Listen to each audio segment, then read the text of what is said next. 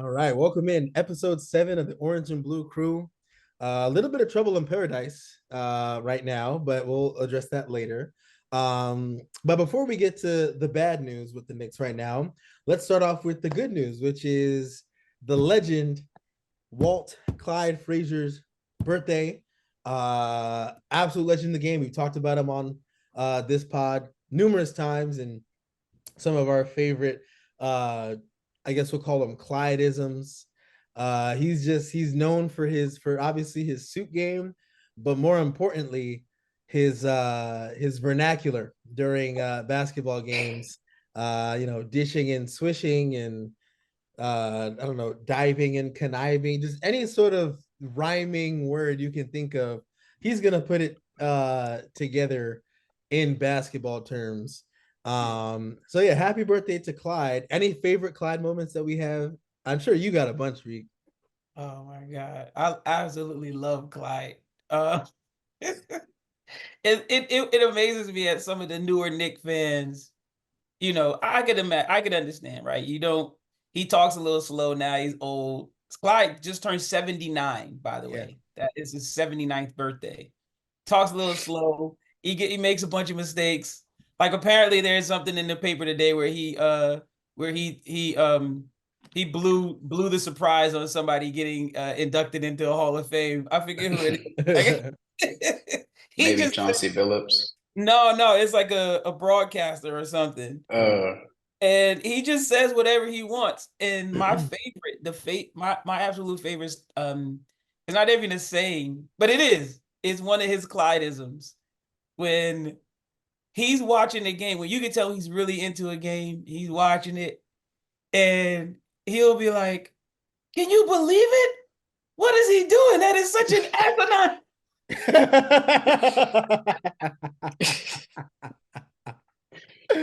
It's like, he'll be like, in he'll be like, disbelief. he's broken the cardinal rule of basketball. He's jumping on passing, and he's just asinine. I'm like, damn, Clyde. No, but Yo, you will call somebody asinine in a minute. It's hilarious to me, man. I can't believe when he says it. But that's my favorite thing that Clyde says when he calls somebody asinine. What you got, Jai? Anything? but more along that lines was there's one from Bargnani, um, late game, to like was the Knicks still ended up winning the game, but someone takes a shot with like 25 seconds to go, and the Knicks control the rebound, and now they have the opportunity with the new shot. Or they would take the shot clock off. They could take the rest of the game and have the last shot for control. Bargnani pulls up from like 3-4 feet behind the 3-point line and bricks it.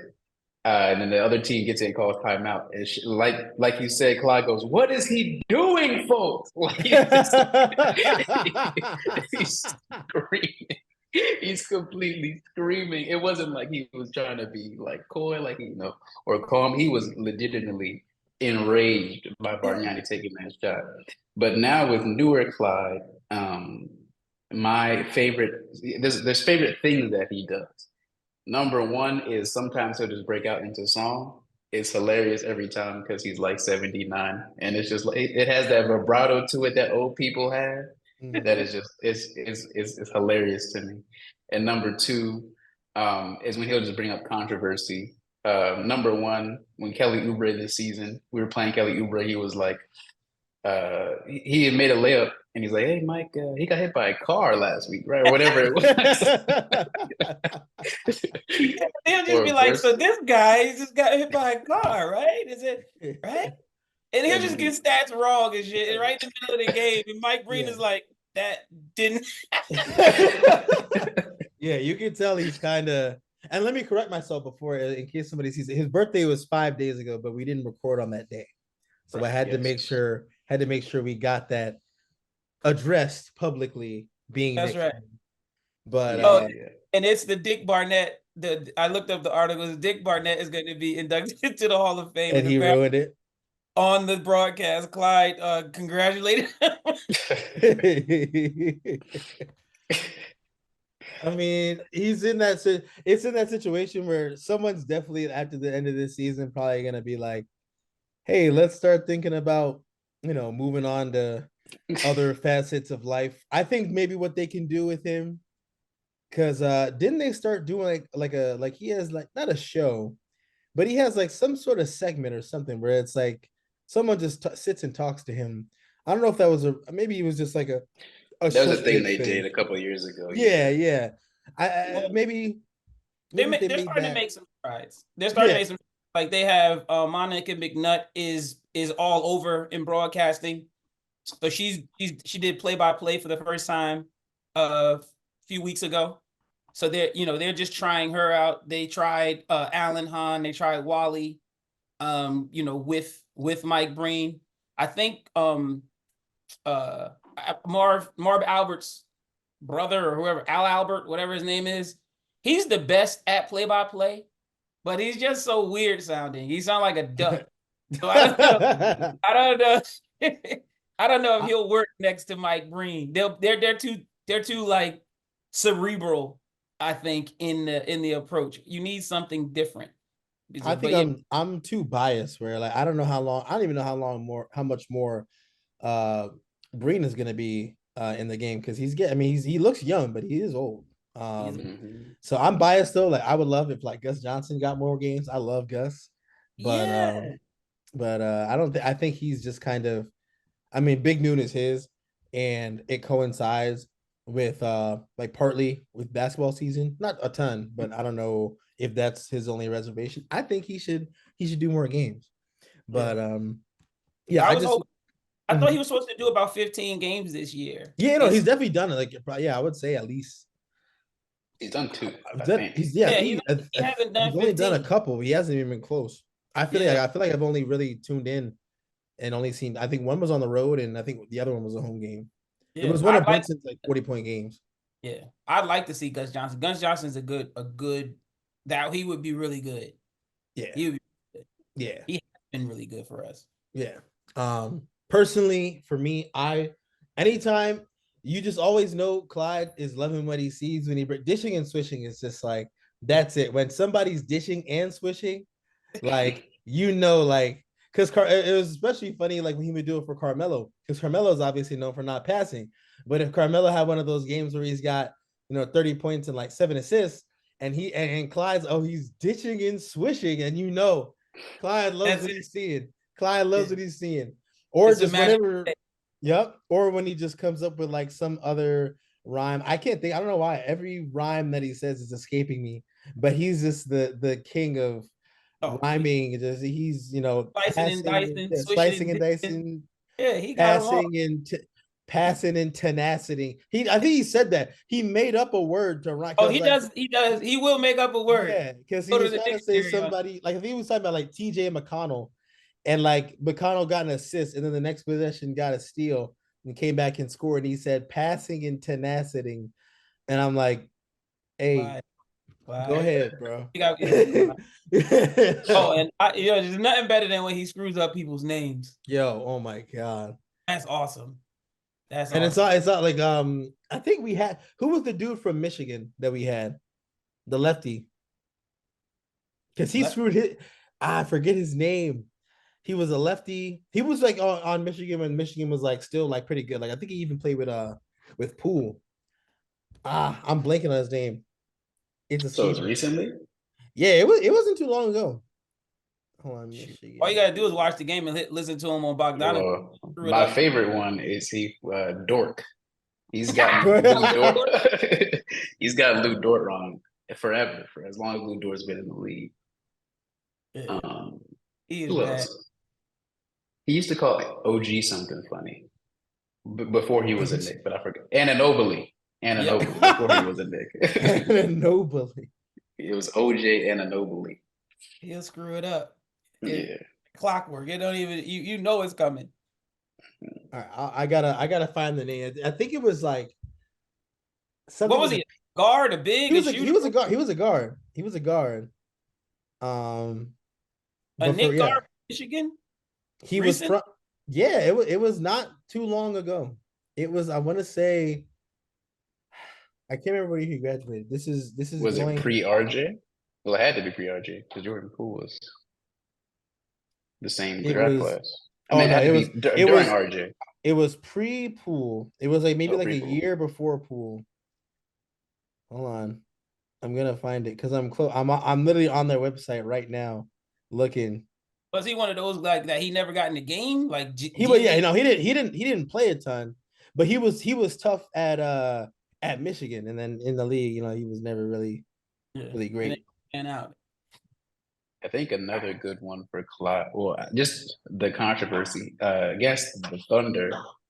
Mike Breen, for the 15th time we played the Thunder, talked about the difference between Jalen Williams and Jalen Williams, talking about what college they went to, and J Dub or J Will, whatever the thing was. Every time we played the Thunder, Breen will spend at least 5 minutes talking about the Yeah. difference between J Will and J Dub.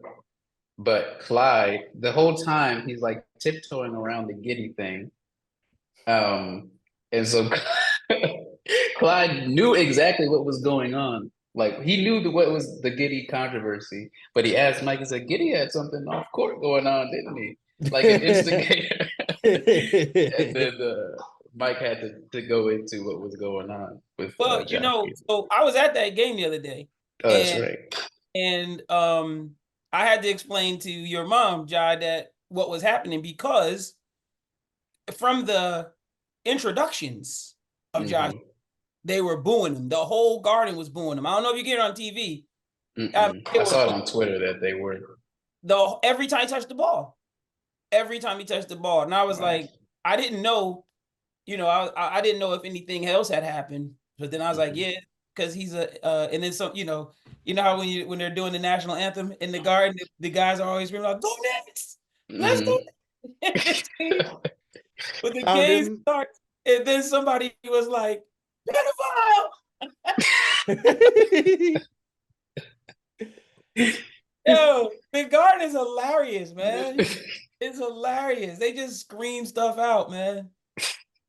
Pedophile. also found the player Ignis Brazdeikis. I was gonna say Oh, Brad Ignis Deacons, but I Brazdeikis. wasn't sure. Clyde couldn't say his name for the life of him. And like it wasn't even like he played enough, but anytime he tried, like I just remember watching a couple preseason games, and he was like Brashik. I'm like, all right, we just gotta stop it. don't Stop it. even just. And I think he was number like 55. I was like, just call him 55 at this point, man. Like, give it up. But anyway, happy belated now birthday Yes. to Mr. Clyde the Glide, or not Clyde the Glide, Walt Clyde Frazier. We love you, and hopefully, who knows how much longer we'll have him broadcasting Knicks games, but certainly we'll treasure him for the ones he has left. But on to what's going on the court, which has not been good the past week. Since the last time we recorded, we played the Spurs, the Thunder, and the Heat, and we have dropped all three of those games. The Spurs game was a tough one. Really, I mean, credit to the guys for fighting back the way they did. Definitely could have just been one that we just took laying down, but instead we fought back. I think we trailed by, I think 22 was maybe the biggest deficit, and came back in that game and could had chances to win it, couldn't quite get it done. Wemby is unbelievable. I don't know why anyone ever thought that like Wemby might be a bust. Like those people are crazy. But yeah, so that game we lost. Let me chime in on that because these sometimes the European players. I mean, I could see why, right? Sometimes the European players, their style of game. First of all, the NBA has shifted to a European type game, but sometimes these European players don't have that requisite toughness. That's why you see somebody like Luka. He looks completely when he's out there playing. What? You said didn't have toughness. I thought you were talking about Nili Keenan. Oh my God. I'm not even gonna go with it. But this guy Wemby, my big thing with him, and I think a lot of people were just concerned with his frail frame. But I think he went into the right situation. Like you go down to play with Jesus Christ. What's his coach? Popovich. Pop. You go down and play with Pop, and they're going to take care of him down in San Antonio because they want him in there for the long term. And so I think it was obviously everybody agrees it was the best case scenario. But you just like with KP, nervous about his toughness when it comes time. The next time he plays against Mitch or Hartenstein, they're coming for him. And then, so he's making his little run right now, but they're going to turn up the level of physicality with this kid. And I want to see him making side step threes, coming into the lane, scooping the ball, looking like a long giraffe. Yeah, he had a good game, but that first game he played in the Garden didn't look so good. That's because everybody was rolling. Hartenstein needed to get on the court. He wasn't hurt. He wasn't nursing a wrist or an Achilles. Look, he had a great 40. Was it 40 and 20? Fantastic. 40 and 20. He hit some really big shots down the stretch. It was really good game for him. But, I could see why folks were just not necessarily sold on him, looking at, yeah, you can do all these things, but can you do it on an 82-game schedule when your skinny body's going to fall apart? Hopefully, well, I have to go to bat for Wemby here. Yeah, I want him to be good. I do. I think he's missed less than 5 games. He takes incredible care of his body. He's on like a strict regimen, and they had him on a minutes restriction this year. But talking about toughness, he's also incredibly competitive. Like he was really frustrated during the Spurs losing streak, and his play like reflected that frustration in that time. And also, speaking of like matchups, I don't know if it's going to be easy for Hartenstein and Mitch next time because he got dunked on by Trace Jackson Davis like a month ago. Immediately returned the favor in the next matchup. So he's thinking about guys all the time. He's just like he's right for the league. And also if you look compared to last year, I think he played like a Rising Stars game or something with the or he played on TV against Scoot Henderson. From here to now, he is like considerably bigger than he was before. So he has the ability to put on some weight. To put on some muscle and some weight. But yeah, he's works on his connective tissue, his flexibility. Like he doesn't really get hurt. He got hurt in the game against us and bounced right back. Mm-hmm. Hey, I don't know what you're talking about. Hartenstein and Mitch got nothing for that. Wemby, this is what we're seeing this season from Wemby. Just to make an aside. You know who yours. No, Mitch and Hartenstein aren't. Wemby is different. This is the worst he's gonna be. This is what you're seeing this season. God.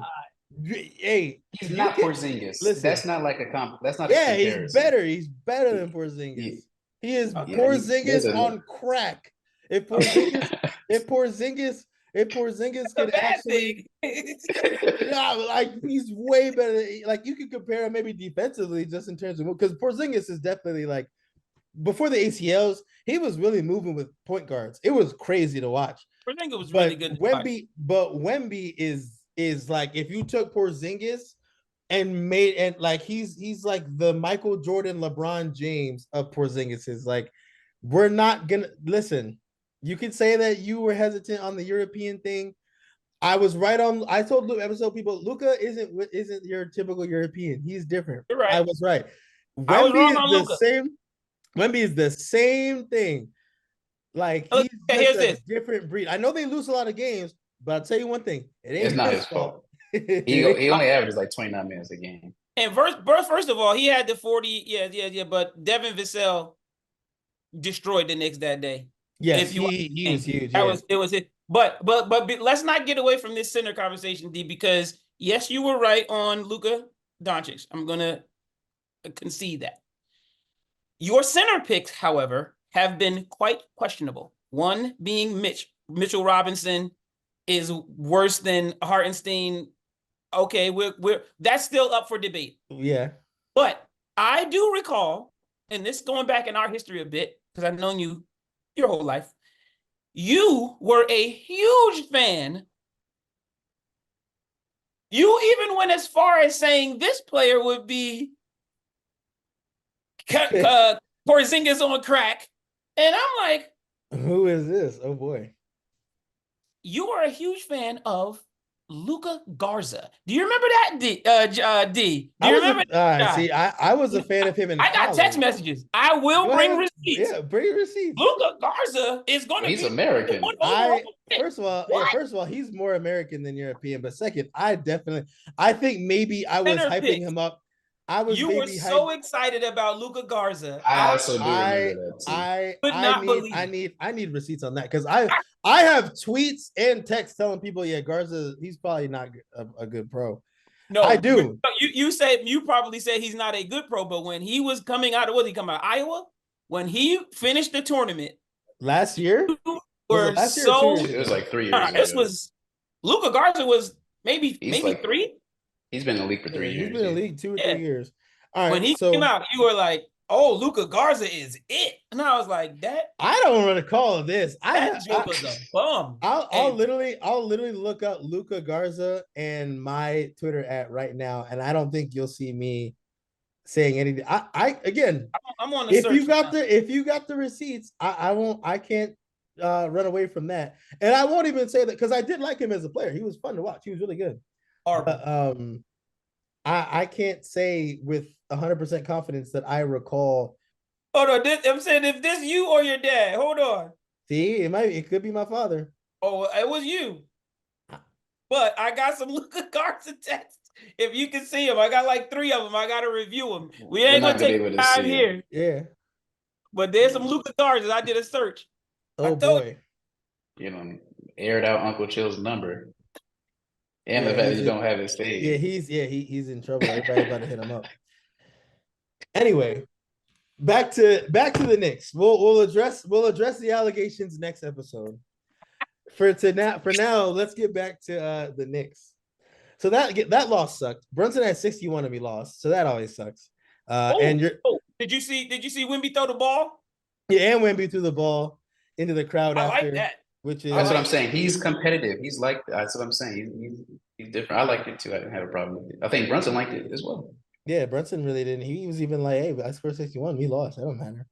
And your boy Bogdanovich, Jai, another stinker. I know you're kind of out on Bogdanovich. I know you're out on him. And I think I'm in that camp as well. I was excited. I really thought we were gonna get, some solid production in him and Burks. I wasn't really as my boy is Burks. I'll take but at least but at least I thought Bogdanovich would be way better than what he showed. And his numbers have literally, it's night and day. I know I think a couple episodes ago you talked about like the supernatural slump. I think we're that it's been that times 10. I don't know if it'll ever end at this point. So that loss sucked. Then we lost to the Thunder 113-112. That loss also sucked only because it felt like a game where whoever got the ball last with like more than 4 seconds left was going to win. And ironically, it was the Thunder. So Shea hits that game winner from the baseline, which was a tough shot. I mean, but he still cashed it. And I kind of had that feeling. I'm like, I wish we got that foul because there was that controversial no call. I thought he got hit. Brunson gets hit a lot these days. They don't call anything anymore. I don't know why, but apparently he has the label of a foul baiter, which is not true. If you watch him play, he's just really good at like he'll play off 2 feet, like a lot of Villanova players. He'll play off 2 feet, and he won't. He's not getting guys on his back and jumping backwards. He's just literally using so many head fakes that you're gonna bite on one because you think, oh, now he's got it. It's been 3 head fakes. He's got to shoot that one. But he's actually pump faking, and he's putting up that 4th one as a shot, and guys are hitting him, and he's just taking a beating, and they don't call it. But that one also feels like a little bit of a squandered game as well, because late in the 3rd quarter, we went up by, I believe, as much as 12, and just they went on a 7-0 run. Yeah, they went on. I think to start the 4th quarter, they went on a 7-0 run, tied it up relatively early into the 4th, and then it was a dogfight near the end. We did show fight. I think we trailed after in the 4th quarter about 5 minutes after. I think we trailed by 7. Yeah, we trailed by 7. Ended up bringing it back, and then kind of were trading shots, trading the lead, and then Brunson makes the layup at the end, and no call, and then Shea comes out and hit the shot. We did, however, squander a million free throws. That Yes. was It was like, if tough to anything, I mean, we made 23 of 34, which is 67%, and they only made 50% of their free throws. But we missed big ones. Like, we missed like ones at the end of the game where it's like, if you make this free throw, and I think Brunson actually missed two in a row, yes. but we got the offensive board, and then he got the layup and one, He and got then a three. yeah. Oh no, he hit a three. Yeah, he hit a three because I was saying we got 3 points after that, but he missed two in a row.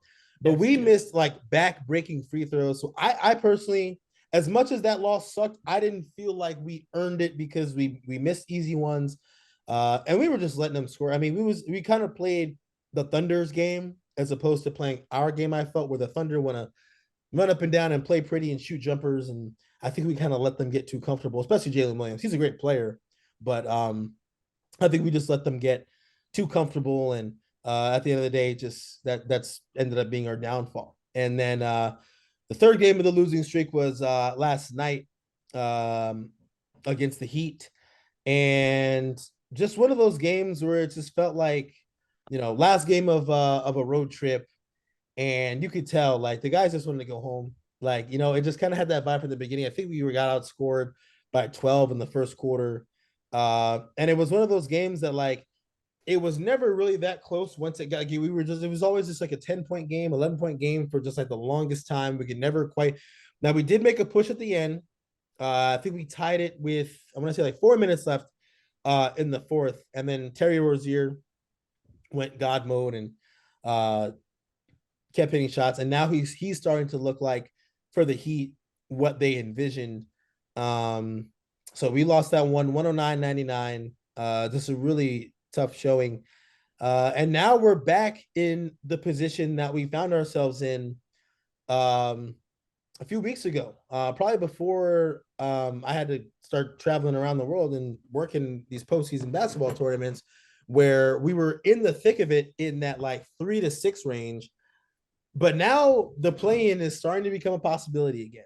And we were sitting pretty with a lead over Cleveland and all that stuff. So now we have to deal with that. But before we talk about the playoff implications, I would just want to get your guys' thoughts. We can start with you, Jai. I want to get your guys' thoughts on just what did you see over the 3-game losing streak? I mean, the first two are really tough. Especially losing to the Spurs, because we've been so good against under 500 teams this year. So losing to one of the Spurs definitely hurts more than the one of the Heat. But really, every loss hurts. So, Jai, what are your takeaways just from the 3-game stretch? I wasn't able to watch the game yesterday, but I was able to follow along a little bit on Twitter what was going on. I with these, like, might be unpopular with the Thunder and the Spurs game. I don't have any Knicks related complaints. I don't have any Knicks related worries. Um, they fought really hard and they played the game the right way. And I did see yesterday Tibbs was complaining about free throws. I really do. I really hate complaining about officiating. But they did make a concerted effort to reduce the amount of free throws, and it hasn't been consistent for the player for each player, from player to player or from team to team. And yes, and then Thunder game, the Knicks needed to knock down free throws. So did they. But if it comes like there's stretches of the game where they're getting ticky tack fouls on their arms when we're in the bonus, or we're getting to the point where we're in the bonus, and now it's the free throw game with 7 minutes to go, and we're getting absolutely hammered on, um, and, on the offensive end. But when it comes to Brunson, it's really gotten to me, especially with that Spurs game, because he scored 61 points with 6 free throws. And then Brian Windhorst had the nerve to get on TV and talk about he's using the dark arts. He's got Trey-esque, Harden-esque foul baiting in his game. That's not even like, I don't know how you could even get to that conclusion. I think he was like 13th overall in free throws attempted or something crazy like that. Like it's just like if we talk about size and people complain about Brunson's size or whatever, those are the things that are supposed to be the trade-offs. If he doesn't have the size and he's going to be down in the paint, he's going to get whacked. He's getting destroyed. They had the last 2 minute report against the Thunder. I know I'm incredibly biased in the situation, but on that last layup, that is an objective foul that it was, and they were able to rule through the last 2 minute report that they made the correct no call because Hartenstein moved Lou Dort midair. Lou Dort, who's known for being incredibly strong, he moved Lou Dort in midair into Brunson after the shot was released. So it's a correct no call. It feels like magic. It feels like they're going to come up with any way to determine a game. It's like it doesn't. It's not basketball. If they can say whatever, they're setting a horrible precedent for the future, and they're setting a horrible precedent for the games that are happening right now. The product isn't like after two heartbreaking back-to-back losses. I don't feel any. I didn't feel any disappointment. I wasn't upset. I was like, well, the guys played, but there's certain things that can't be beat. And I feel like the Knicks are playing really well.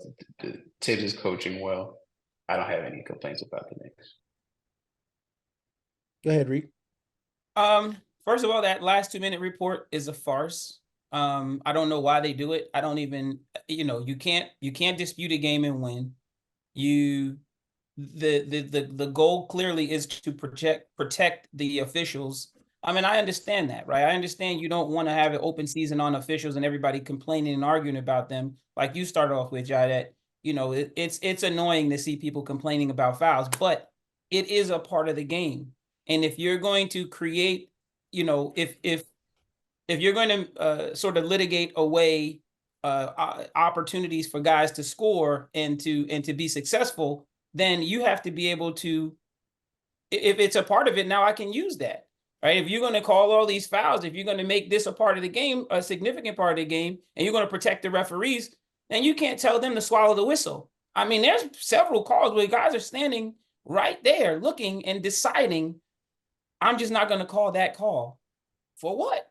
So it's terrible. It's terrible to watch, and it makes the game horrible. But now that we have, maybe this is something for the future. Maybe we see AI coming into play in some of these situations. Maybe we see all of the cameras that they have in the arena making the calls. Like even because Tibbs has an extremely high challenge win rate.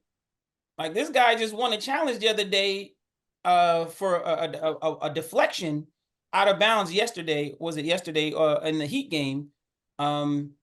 Where I didn't even see it, but they're on it. They know. So maybe there's some changes coming. Hopefully we can get the game better through the referees. So now on the win streak, on the losing streak, Spurs, OKC, and Heat. So the Spurs game, yeah, we started off flat. We just got out flat, and we didn't. We reverted to an old Knick thing where we're not playing the 3-point line. Devin Vassell went nuts. He was slicing and dicing. He was getting him. He was hitting that mid-range jumper, and then everybody got loose on that team. Anybody who came in, I think they made like 12 threes in the beginning of the game. It was amazing. They couldn't miss. So then that's hard to overcome. And then they do have some really good, talented players. Wemby is talented. He's a really good player. And then you're coming back with, Mitch coming back. He was clearly limping on the court. You're not at your best. You're not going to go against somebody 7'6" who's got it going. It's not happening. Hartenstein also had the wrist injury he was nursing or coming back from. It was just one of those perfect storms. I understand. Wemby is the next coming, which he is, but it's going to take a little bit more time than next season, I think. So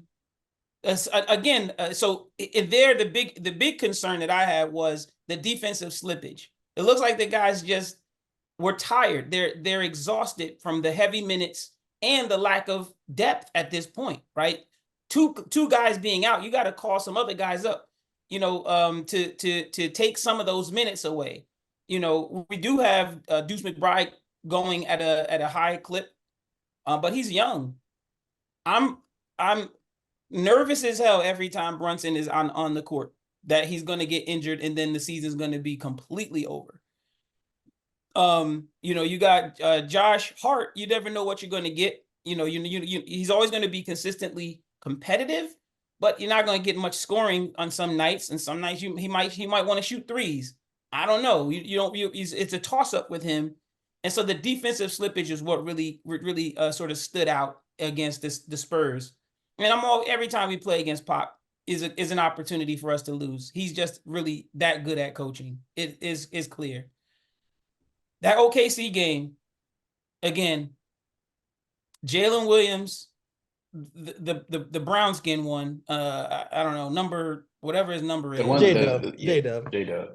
Yeah, that kid had it going from the beginning. And the problem that I have with that game, that OKC game, is the issue that I've always had is that we don't have someone to defend a big three on our roster. I thought it could potentially be Precious once Precious made his ascension into the rotation, because maybe you can buy some time with getting a little bit more length on a tall three. He's at about 6'8", that J-Dub, he's about 6'8", but you're not defending him with Josh Hart. He's got too much.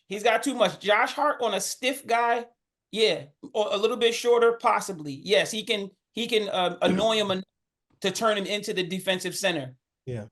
You're not changing J-Dub's game. He killed the Knicks. It was him. So much so that Shea was coming back off injury. He barely shot until he needed it. It was like, all right, we need to win this game. We need a couple big shots. Shea just went to work. Couple of layups, couple of jumpers. And I think, again, that was the defensive slippage, where we're not really having the guys out there that can defend against a taller three, a taller wing. We just don't have it. And then finally in that Heat game, they turned up the defensive pressure again on us, the physicality on us. Brunson started off slow. Apparently he said he had a cold or whatever it was. They fought hard, but it was just really tough to overcome the young point guard. Rozier. Was that Rozier. Well, really tough to overcome Rozier. The guy I was talking to Jai earlier, this guy made 2 running, floating, sideways threes at the end of the shot clock. Twice he did it. Twice. And I'm like, come on, man. And Deuce was there, but you can't defend that. This is the best game this guy's ever played in his career. Now, he probably has some big scoring games, but as a Heat, he couldn't miss. Can't overcome that. Then you had Kevin Love coming in shooting threes. We played a good defensive game. It was just not our night. And you could see that OKC was a game they wanted to win to bounce back from San Antonio. They got close.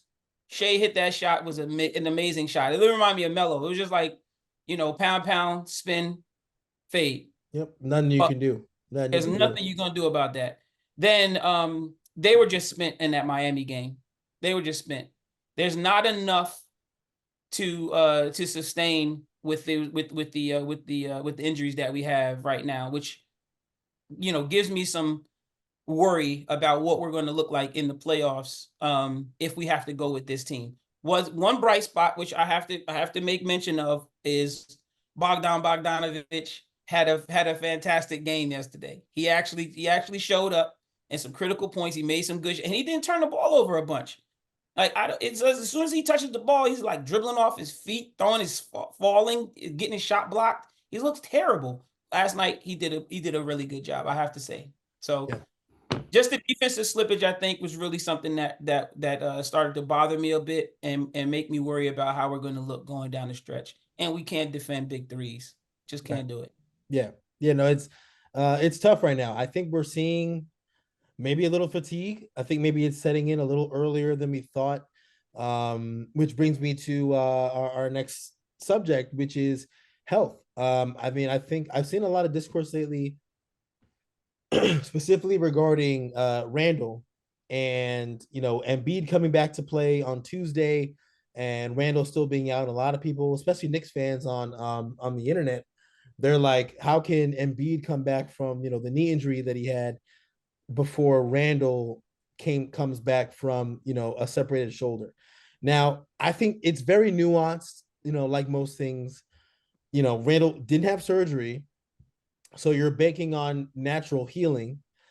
And I think people are underestimating the fact that once you separate a shoulder once, until you really get it fixed, it's almost twice as likely to happen again if not cared for properly, right? Like this isn't something, I mean, this isn't like a high ankle sprain where you like it's extended rice, or maybe an AC joint soreness, or even OG's injury. It's not like elbow inflammation where you can treat it and it'll be short and it's a matter of pain tolerance. We're talking like Randall could come back in a game, let's say this week. He come back in a game, like he's probably, because he's working out, so we can definitely move it. I don't know what his range of motion looks like, but in the workout videos I've seen, he's definitely got pretty much all of his range of motion. He can probably shoot the ball, dribble, all those things. The minute you add contact, and what's Randall's game predicated on? Bully ball, contact, especially this season. We've talked about it numerous times in many episodes, how he's really changed how he's played this season to kind of go back to the way he's played in the past, where last year and kind of in the year prior, or in the year we missed the playoffs, and really last year, he was taking too many jumpers and too many outside shots. But now with Brunson being able to be the jump shot guy, Randall's shot diet has changed back to in the paint, layups and floaters, hook shots, things of that nature. But all it takes is just the wrong bit of contact, it'll come out again. And now you're right. And if anything, he's arguably in a worse spot than he was in January. And it's really just unfortunate, because I think, and you mentioned it, Reek, and this is partially where I am getting concerned. I didn't add in like a panic meter segment, but I will say if we were to have one, I'd probably be way closer to 10. I'd probably be at like an 8.5 right now because of our injuries. I think that our team right now, we're a fun team, like we're fun to watch. But this team, I think, as currently constructed, unless we can like match up with Cleveland, because for whatever reason we just beat Cleveland seemingly no matter what. I don't really like our chances. I don't like our chances of getting out of the first round. I think we would be a competitive out. I don't think it would be any less than 6 games, but I just think as currently constructed, I am getting a bit worried. Now, this last, I think we have 8 more games left and 7. Yeah, so 7 more games left. And all that could change. But as of today, I just feel like I am a bit worried. I'm not really as confident as I was, 2 weeks ago. I don't know what's going to happen with OG as well. OG's injury is it's ending up tricky, kind of like we thought.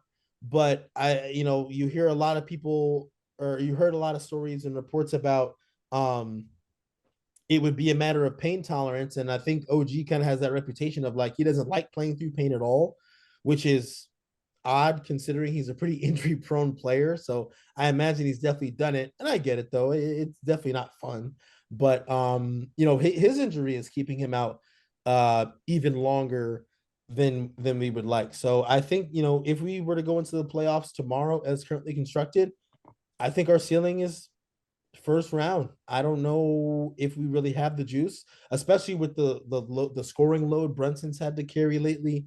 It's just it's we're kind of reverting back to what my worst fears were. Like not to beat a dead horse, but just having a player score 61 points and lose that game, it's really, really tough, especially against the team that we lost to, because the Spurs are not good. So to lose that game just really, really hurt. And I think right now, what the way that we're playing, and again, like I said, these last 8 games could change it, but the way we're playing is kind of my worst fear. Where do you stand, Jai? I know you've kind of been we've been in a similar mindset as far as our thoughts on the team. I'm wondering if you've wavered or anything like that. Mm-hmm. I was just talking to my dad about this earlier, and I think that it's very valuable as a Knicks fan to just sort of step back and look at the Knicks as a whole and look at what we're building here. I was mentioning a couple episodes ago that when I was growing up, I just assumed that my friend that was a Lakers fan growing up. They were like, um, when I was a kid, I didn't know that teams didn't make the playoffs. I thought that every team made the playoffs because playoffs were so certain. And the opposite end of that is me growing up like, wow, the playoffs meant so much to me. That 2021 season, when the X got next to the Knicks game and we clinched the playoffs, I was, I was ready to party in real life. Like it was a big milestone. And it's important to note that, and this is what brought that up for me. An OKC fan after the win against us, they were obviously very excited, but they were talking about their ascension or like their whole as a franchise, their history, right? Like 78% of the years they've gone to the playoffs. They went to the WCF 3 times. They went to the finals 1 time. Um, but they listed it out year by year, and it looked like playoffs, WCF, whatever it was. And there's 1 year in there like 2015 where they missed a tiebreaker and they missed the playoffs, but the next year they went right back to the WCF in that KD the 3-1 year. But that's what being a good franchise looks like, and that's what the next few years are going to look like as a Knick. This 2024 season to me will always be marked as it's not a what if season. I don't like people talking about putting that distinction on it. It's the reality is this team fought, they played really well, and at the end of the season, you can make arguments about our beginning of season schedule. We have more back-to-backs than anybody. We're also dealing with the in-season tournament. A lot of new travel things. We had 2 all-stars. So there's a lot of factors that go into it. This is the year that the Knicks learned how to put the pieces together. They built continuity. And the 2024 playoffs are going to unfold the way that they do. But one thing that is being forgotten because the Knicks are so good is that 2021 offseason, we're talking about 2024 offseason. 2022 offseason, we're talking about 2024 offseason because we have the assets. We've had, this is, if you look at because the Rose and them don't talk to the media at all. If you look at what they're doing, like this is the year they've been gearing up for. This is the year that we're ready to be within striking distance. No matter what happens it's April already, but no matter what happens in the playoffs, there's certain is that the Knicks are going to play really hard and they're going to fight really hard, and somebody's going to want, maybe somebody's going to want to come and join the team. So, I think that what's more important, and also the ascension of Brunson, which is also being completely ignored by the media and by a lot of like more negative Knicks fan. Like this guy is a superstar. If there's no other way to put it, he's a superstar and he became a superstar just now.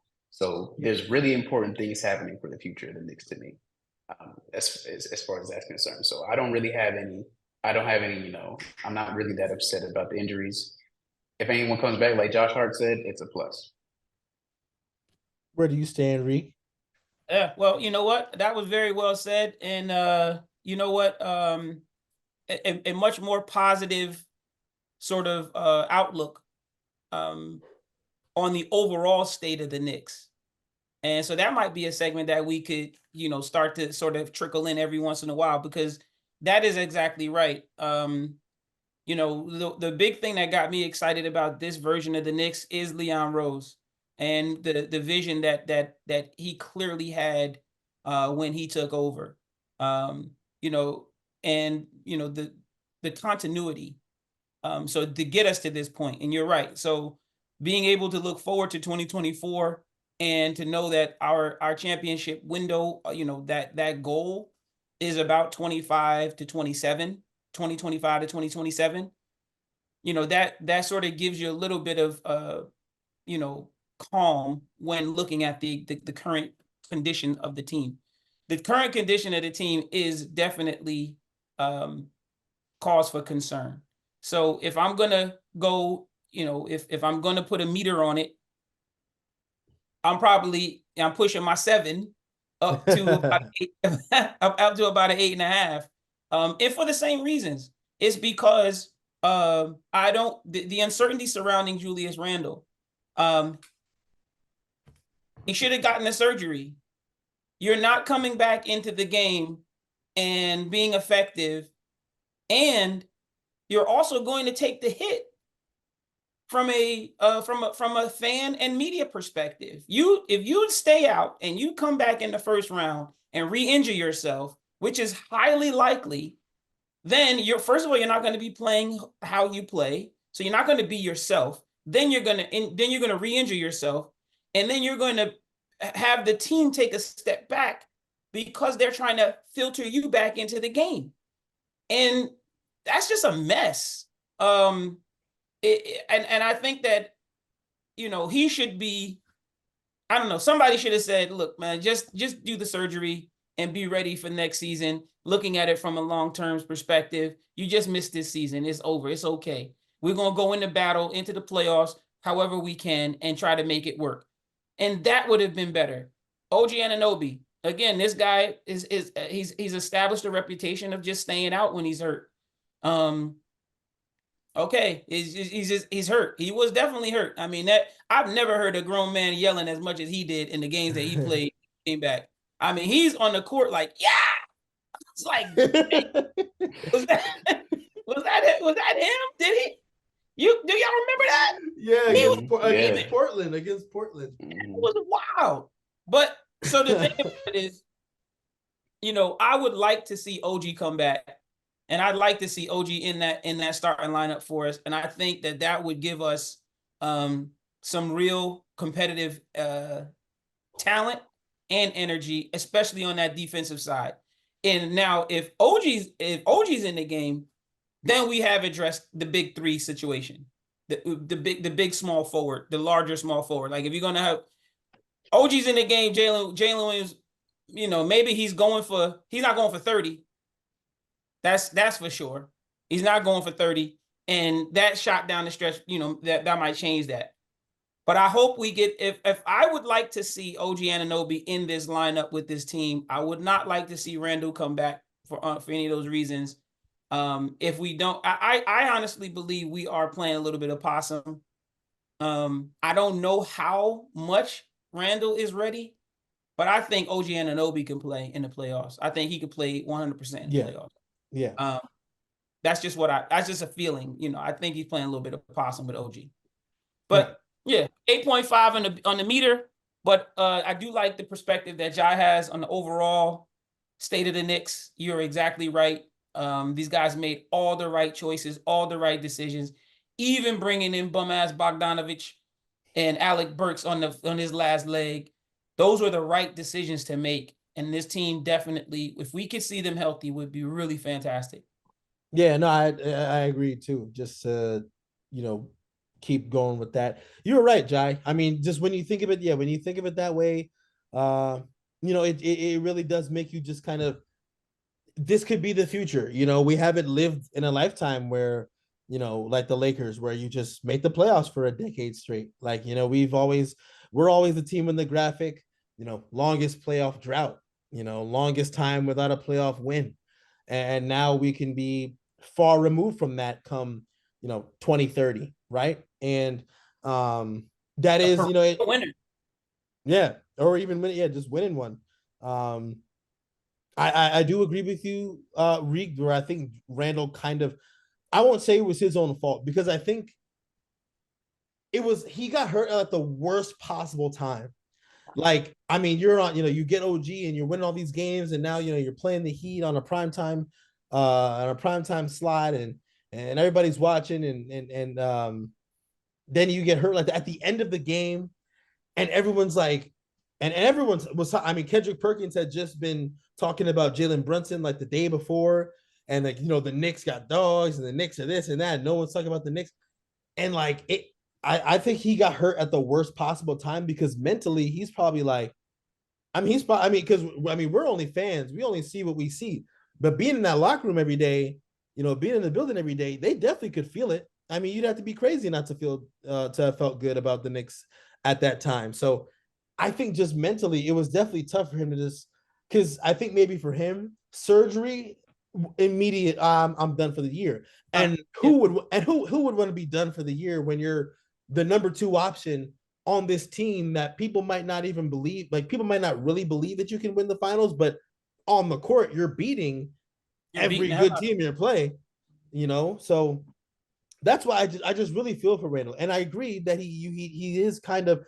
I was almost gonna say that he put himself in that spot, but then I thought about it and said, nah, he just got hurt at a bad time, because there are a lot of fans that are coming out and saying like, how is Embiid back before Randall, and why aren't they telling us more about Randall?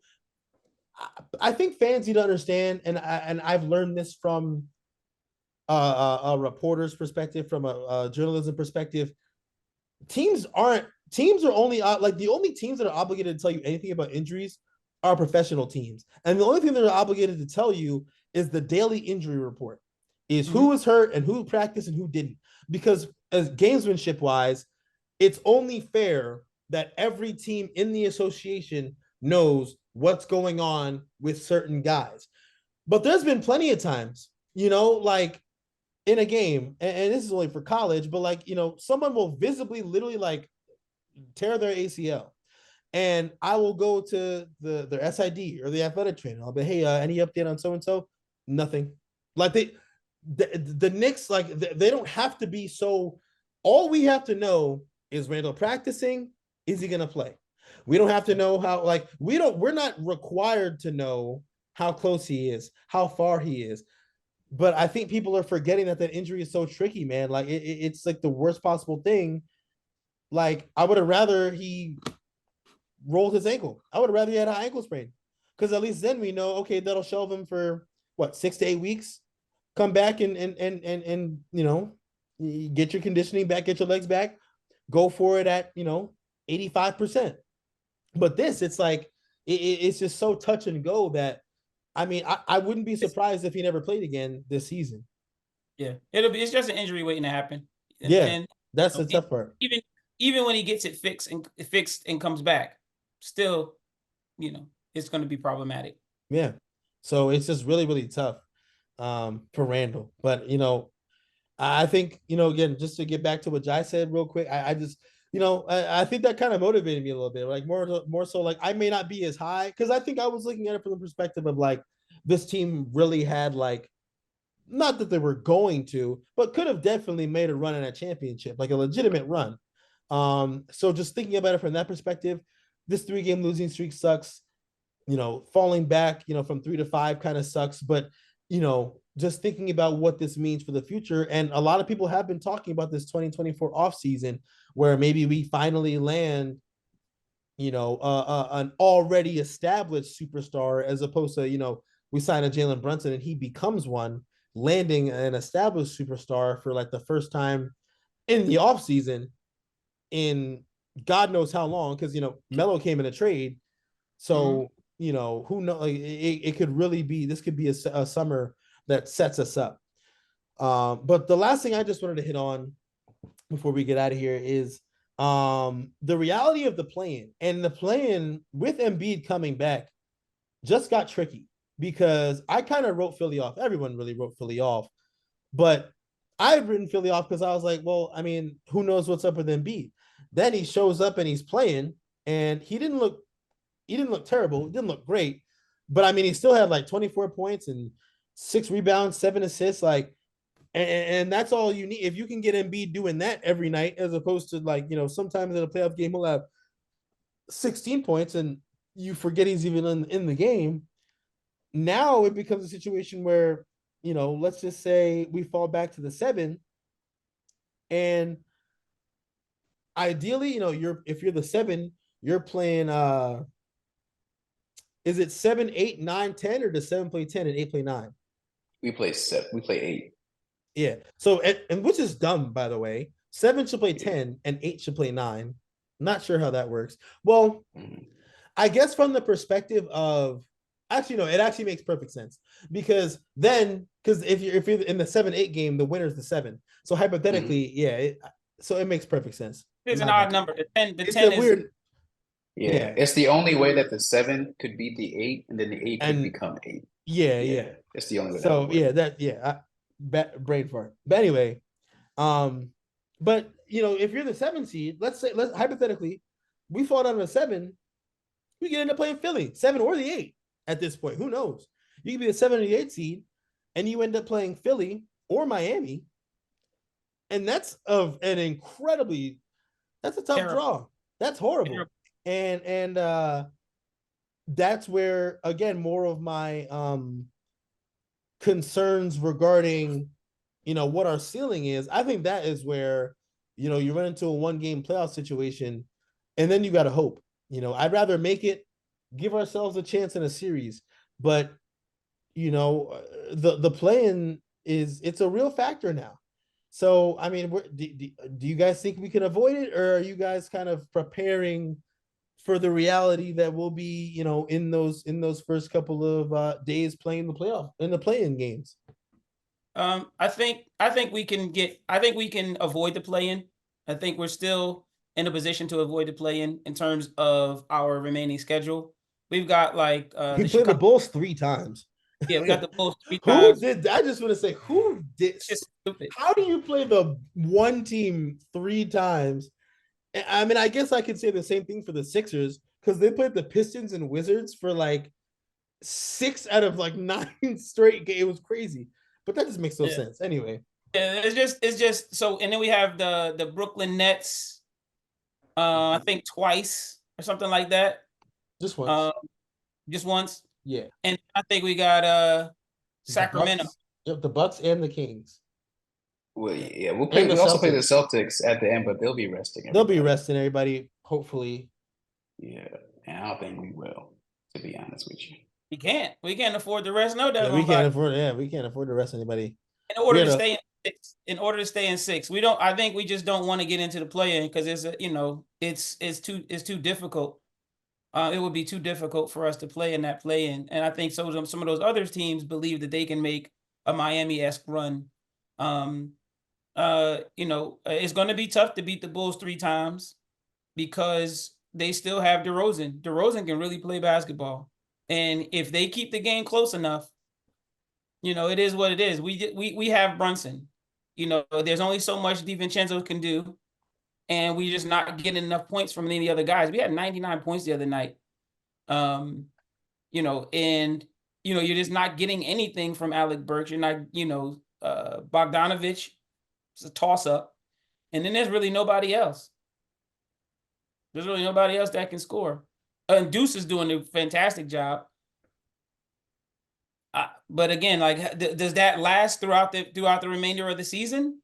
Those are the things that really sort of keep you up at night if you're Tibbs in the coaching staff, and if you're fans, you're just like you're hoping against hope that we don't have this epic collapse. We played against some really good teams these last three games.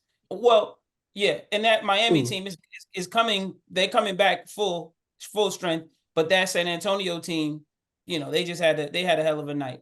But so I think we could stay in the 6, especially if we, if we get OG back, we definitely stay in the 6. Yeah, we gotta at least take 2 from Chicago. Yeah. The Bucks game will be huge. We'll be on the road for that. And then hopefully, if the Celtics are resting people and the Nets give up, that's at least 4 wins or no 5 wins. And if you win 5 out of 8, I like our chances to say, because that'll put us at 49 wins, I believe. So I'd be shocked if 49, and that is bunched up where we're at.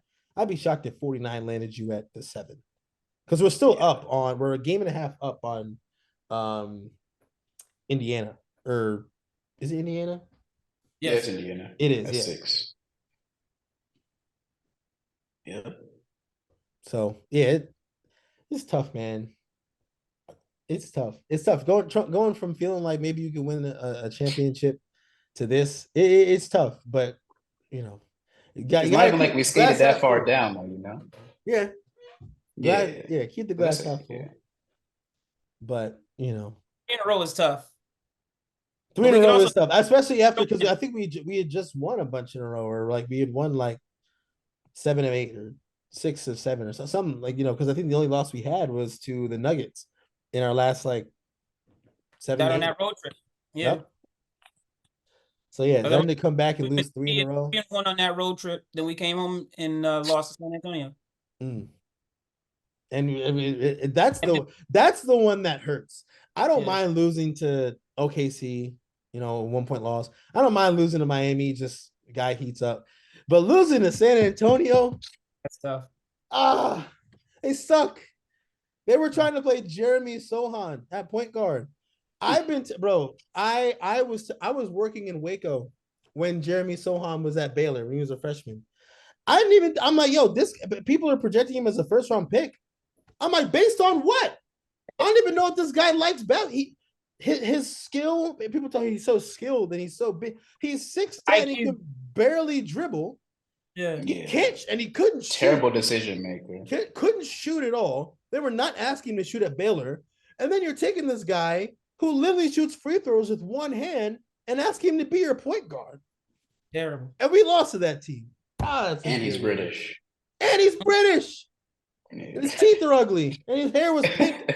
his hair was pink in college. I'm like, pink hair is supposed to be freaking Mr. Do-It-All in the NBA. He's averaging like 7 points in college. That doesn't just happen for not everybody.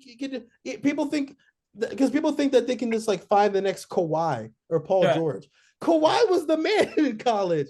Paul George, there's no, I can't find an example of a guy that averaged like 8 points a game in college and then went in the NBA and started killing. Well, Vince Carter. Really? Yeah. Vince Carter. Vince Carter played with Antoine Jameson. Vince Carter played with Antoine Jameson. Antoine Jameson and Vince Carter got drafted back to back and got traded on draft night. Vince Carter averaged maybe like 11, 12 points or something like that. Right. You gotta be in double figures. It was at least double digits. You gotta be. Yeah, he was exciting, but Antoine Jameson averaged 20 something. And Antoine Jameson went first, but then they swapped Golden State and the Toronto Raptors. And Vince went off when he came. Antoine Jameson, I call professional scorer, that guy. Yeah. So that was the only one that I could think of it. But you're generally right. But Sohan 9.2 in college. He's gonna go to the NBA and kill. You can't average 10 in college. You are never gonna be that good in the NBA. Let's be freaking honest, man. Everybody wants to find. They thought it was Boris Diaw. They had a lot of those guys down there. Boris Diaw was down in San Antonio. Got carved a nice little niche out. Was Boris never Diaw shot with his left hand? Never shot. You can't find a clip of Boris Diaw shooting a left-handed layup. Every layup, he said he started to notice it, so he started doing it on purpose. Like he would make it a point to never, like he'd be on the left side wide open going up and just twist at the end and try and shoot it with his right. Lord, he was good as hell though. I can't. He was real. Played a decade, I think, in the NBA. But anyway, that'll do it for this edition of the Orange and Blue Crew. We hit on, I think everything that matters with the Knicks right now, and hopefully these last 7 games will be